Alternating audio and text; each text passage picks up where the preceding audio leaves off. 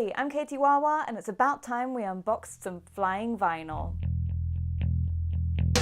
As you can see, they've updated the color of the packaging once again, so it's this lovely pink packaging with these like geometric shapes on it as well. They've also got a new quote on the packaging, so this one is from Jimi Hendrix, and it's, "You have to go on and be crazy. Craziness is like heaven." I really love the flying vinyl quotes. Like, they had a David Bowie one, they had a Kurt Cobain one, and I feel like they're kind of almost like those Pinterest inspirational quotes, but they're a lot more like what I find personally inspiring, as opposed to like those really bland, like live life to the fullest ones.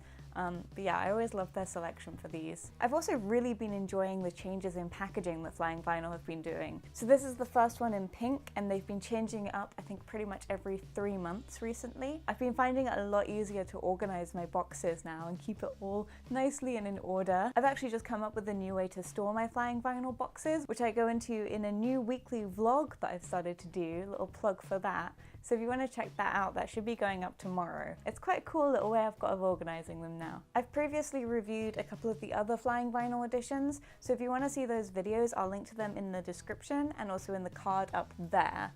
If you're not familiar with Flying Vinyl, it's a monthly subscription box, and you get 5 7-inch singles from indie alternative bands. So if that's your kind of music scene, then you should really consider checking out Flying Vinyl. Flying Vinyl had their second ever festival a couple of weeks ago. Unfortunately, it clashed with VidCon Europe, and I already had tickets to that, so I couldn't go. I really wish I could have gone. Like, it sounds like it was so much fun. They've also recently announced that Transgressive are going to be doing a takeover box next month. So, I mean, this box is amazing anyway, but next month in April, it's going to be incredible. There's going to be Marika Hackman, Let's Eat Grandma, and Gengar. I really love Transgressive. I think their artists are great, and I'm just so excited to have one box like dedicated to them. By the way, Transgressive, if you ever want to talk to a YouTuber, then hi. So if you're getting as excited about that box as I am, then you might want to consider subscribing to my channel. If you turn on notifications, then you'll also get a little alert when that video goes live, so you can check it out with me. But anyway, enough about next month's box. Should we get right into this one then? So as usual, every month you get this little zine or like booklet about the music that's in the box.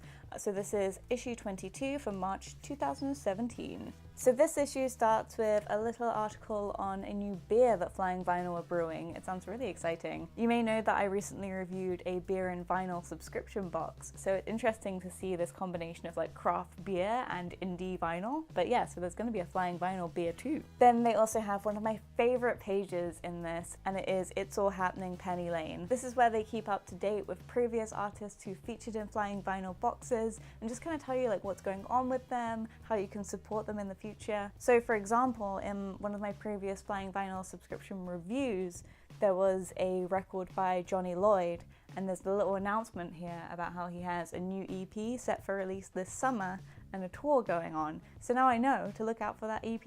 It's awesome. And then we also have this lovely announcement about Transgressive, accompanied by Marika Hackman's photo here. And then as we turn the page, we get into this month's artists. So shall we go ahead and dig into the vinyl? So the first record this month comes from Anteros. It's been pressed on this beautiful blue, practically turquoise vinyl. It's gorgeous. Anteros make a kind of indie pop. They described it themselves as bitter dream pop, which is a pretty interesting description. I looked up the name Anteros because whenever there's something like that, I'm just super curious. And apparently they are named after the Greek god of requited love. The A-side on this record is Drunk. It has this heavy, substantial beats and bass, and there are these heady vocals that match the subject. There's a touch of Joan Jett in the attitude of the vocals, as well as a little bit of No Doubt era Gwen Stefani. The B-side Ring Ring has more of a post-punk / new wave feel to it. It's lighter, even a little shimmery, and reminded me a lot of Blondie. The second record this month comes from Hawes. They are a Liverpool-based duo, and they make a kind of jangly beach pop. The band themselves described their music as international supersonic spectral wave, which, to be honest, sounds like one of those answers that bands give in interviews when they're getting a bit bored and they just feel like messing around a bit. So I'm curious as to whether that's the case with this. Otherwise, international spectral supersonic wave? Well, what is that? It sounds cool. Hawes have an upcoming EP called Songs of Hawes, which is out in May, and I'm pretty excited about it after listening to these tracks. The A-side Speed Racer has this boppy, hoppy beat. It's kind of jangly, but with these naturally expressive vocals, and it also reminds me a lot of proper surf rock. There's actually a description in the booklet that the vocals on this are somewhere between Julian Casablancas and Brian Wilson, which when I read that, I was like, yes, that is exactly it. That's a perfect description of these vocals. They sit somewhere between those two, and I don't quite know what the technicalities are of that, but that is the best way of describing it. Listening to Speed Racer kind of feels like a day out at Coney Island, and it's got me feeling super summery in April. The B-side, I'll Try, is a bit of a lazy love song. The vocals on it are really interesting. They're kind of slurred, but he's hitting all the notes. It's like someone who knows exactly what they're doing vocally, but at the same time they're doing it in a very stylized manner and choosing to do so in this particular character. The riffs on the track whisk you off to a beach somewhere, like probably somewhere in the south of France. And again, it's a really great beach track, so I assume that's what these guys are going for with the cover art on this. They are basically the perfect accompaniment to a beach day. The third record this month comes from Argyle, and it's pretty exciting. It's Flying Vinyl's first ever mini EP. The record has been pressed on this orange clear vinyl, and it is absolutely beautiful. And there are 3 tracks on there to match. Argyle is the second project of the Big Moon guitarist, Soph Nathan. I really love the Big Moon. You may have seen me talking about them in my April's Most Anticipated video, but I just think they're making amazing music right now. And Argyle are right up there with them. I really like the Flying Vinyl description for this EP. They call it fuzzy, hazy shoegaze, propelled by a grunge pop sensibility. So the A-side has 2 tracks pressed on it. The first track, Being Around, is this lo-fi, grungy song with the vocals buried in the mix and a real 90s feel to it. On the second track, No Big Deal, I absolutely love Nathan's vocals just clearly cutting through the fuzz. The B-side is 1 track, and it's a cover of the Ty Segall song Sad Fuzz. Argyle add this casual yet powerful spin to it, like they totally own it. And I'm just sitting here wondering if we can get a mixtape with like Argyle, The Big Moon, Marika Hackman, and Dreamwife. I just think there's this really interesting movement going on at the moment in British indie music, and I want to see like a name for it, or I don't know if there is a name for it, or a night where I can see all these bands and artists together. I'm thinking that when my Transgressive Takeover box arrives, I'm probably going to be lining up a little playlist with those artists and like Instagramming it, because I just think there's such like an interesting sound going on. The fourth record this month comes from Bristol band Vanzella. Vanzella are proof that punk is not dead. This record is You Can't Lose on the A-side, backed with All or Nothing. I feel like both of those song titles project so much confidence and competitiveness that I kind of associate with old school punk. I really like Vanzella's simplicity and slightly DIY aesthetic. These are also very fast tracks, and I really enjoyed the way that they're speeding through with this contagious sense of immediacy and urgency. The A-side, You Can't Lose, has that classic 1, 2, 3, 4 opening, and it just speeds through with this energy and these practically screamed lyrics at certain points. It gave me this really nostalgic punk feel. The B-side, All or Nothing, is slightly more melancholic as it rolls along, and the low vocals really remind me of someone or something, and I can't figure out what.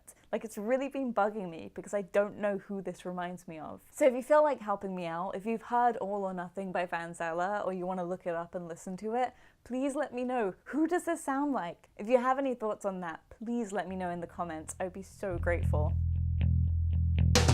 The fifth and final record in this month's box comes from Mantis Opera, and I have to admit, it's really got me stumped. Like, I don't know what to make of this record. I've listened to it and I've listened to it, and I don't know what to think. Ostensibly, they have kind of a psychedelic, experimental sound, and the description that Flying Vinyl give of this record is not that illuminating. They say, the Mantis Opera have entirely dismantled expectations and rebuilt boundaries. Which sounds good. Like, that sounds good until you realize it doesn't actually, I don't know what does that mean? Practically. Like, what does that mean? I kind of want to compare them to Muse. I know that they're a very different kind of band, and I think one of the reasons I'm making that comparison is because they have kind of a prog rock sound, which I've also always thought about Muse. But I don't know, and I'm still not sure. I think the easiest thing right now is for me to just go through the specific tracks on this record and explain them a little bit, and you can let me know what you think. So this record is Reykjavik on the A side and Sandcastle on the B side. Reykjavik is a 7-minute long, world-weary, slightly off, slightly discordant experimentation, essentially. It shifts from guitars to synths to, at one point, apparently a musical saw. And the vocals go from casual to like perfectly harmonized, but all the while they're slightly off and slightly out of sync with the instrumentation. There are these unsettling shifts as it crashes and rumbles along between these different points. It's very different from everything else that's in the box, and it's very different from anything that I've listened to before, to be honest. It almost feels like a mixtape or like a soundtrack, like you're traveling through these different musical landscapes. And then the whole thing comes to this really abrupt end, and that's the end of the A side. And it's like, what? Where am I? What's going on? The B-side, Sandcastle, has more of a gentle opening with vocals and guitar only. I really enjoy the guitar on this track. It's beautiful. But then it sinks into this electronic sound, and then it shifts into something more festive, and then it travels along a little bit more, and you know, I don't really know what to make of these guys. Both of the tracks are far longer than an average piece, and they feel very intense, and I feel like they would be really amazing to experience live. In a way, the only band that I could think of to compare them to other than Muse were like a live Grateful Dead album, you know, where you're kind of wrapped up in that specific moment and there's a real feel of spontaneity and exploration. I don't know what to make of this record at all.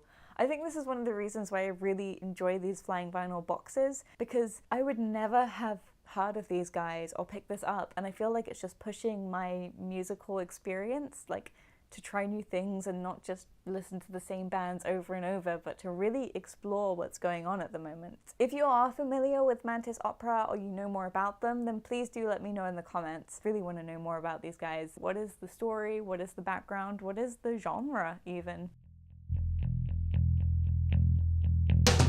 So that's everything in the March box. I really hope you enjoyed this video and having a look through this month's records. I find it really fun to share these with you guys and just find out a bit more about these bands. I'd love to know what you think about these bands, so please do let me know in the comments. If you have any favorite tracks, if you have any similar bands that you'd like to recommend to me, let me know. I've really enjoyed this month's box, but I am so excited for that Transgressive Takeover box. If you'd like to see what happens when I get that box and you're not already subscribed to me, then remember to click that little button and turn on notifications. That means you'll get an alert whenever I post a new video or if I start live streaming. If you want to see some more reviews that I've done of vinyl subscription services, then I'll put some links in the description as well so you can check those out. Otherwise, thank you so much for watching. Please like this video if you enjoyed it, and I'll see you in the next one.